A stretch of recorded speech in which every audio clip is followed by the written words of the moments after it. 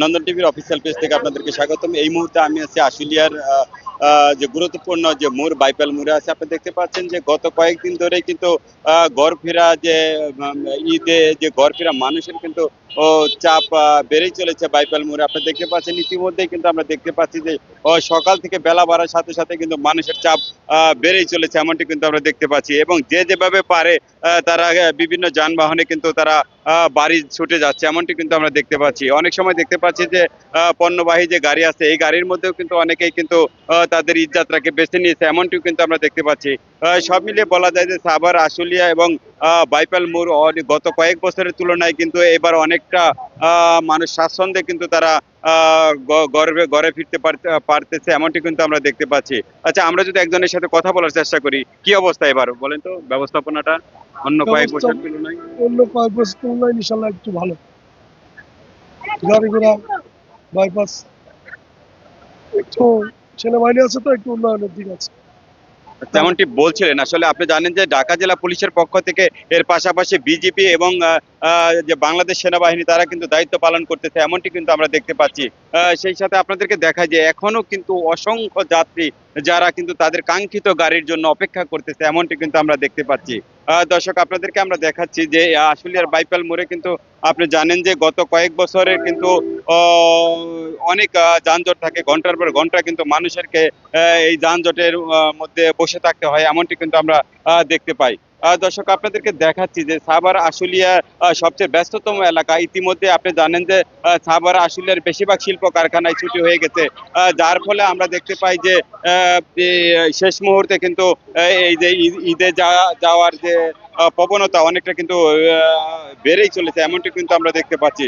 দর্শক, আপনাদেরকে যদি দেখায় দর্শক, যে আপনি জানেন যে ইতিমধ্যেই এলিভেটেড ওয়ের কাজের জন্য আবদুল্লাপুর থেকে বাইপাল যে রাস্তাটা আছে এই রাস্তা কিন্তু অনেকটা সংকীর্ণ হয়ে গেছে, যার ফলে কিন্তু যানজটে অনেকের নাকাল হয়ে ঘন্টার পর ঘন্টা কিন্তু অপেক্ষা করতে হচ্ছে, এমনটি কিন্তু আমরা দেখতে পাচ্ছি। দর্শক, আপনাদেরকে দেখাচ্ছি দর্শক যে বাইপাল মোড়ের যে সর্বশেষ অবস্থা।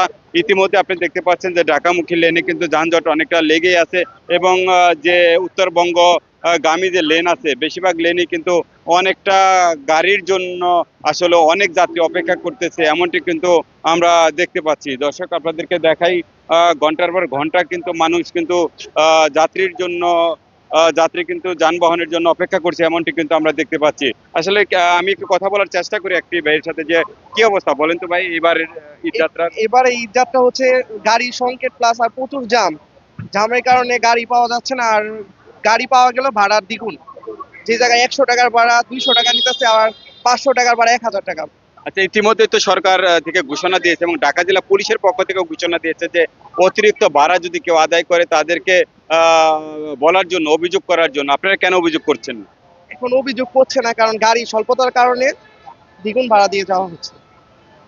এমন একটি বলছিলেন যে একজন যাত্রী, যে ভুক্তভোগী একজন যাত্রী, যে অতিরিক্ত ভাড়া হলেও তারা অভিযোগ করছে না, কারণ পরিবহন অনেকটা সংকট। বলছে যে প্রচুর সংখ্যক যে যাত্রী আছে যারা ঈদে বাড়ি ফিরবে, তারা কিন্তু অনেকেই কিন্তু যানবাহনের জন্য এখনো অপেক্ষা করছে। এই ছিল আশুলিয়ার বাইপাল মোড় থেকে শাহিনুর রহমান। পরিকল্পনা তেমন একটা ভালো নাই এখন, কারণ এই যে শান্তিতে একটু যাইতে পারতেছি না।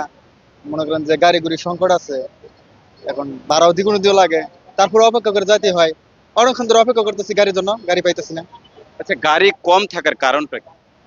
সেটা আসলে আমি বুঝতে পারতেছি না, গাড়ি কম থাকার কারণ আমি বলতে পারছি। গাড়িগুলো ওইদিকে গেছে, ঠিক আছে, ওই গাড়িতে ব্যাগ আসবে, কিন্তু ওই দিকে ব্যাগ আসতে সমস্যা, যানজট আছে, এই কারণে আসতে পারতেছে না, এই কারণে এখন গাড়ি কম।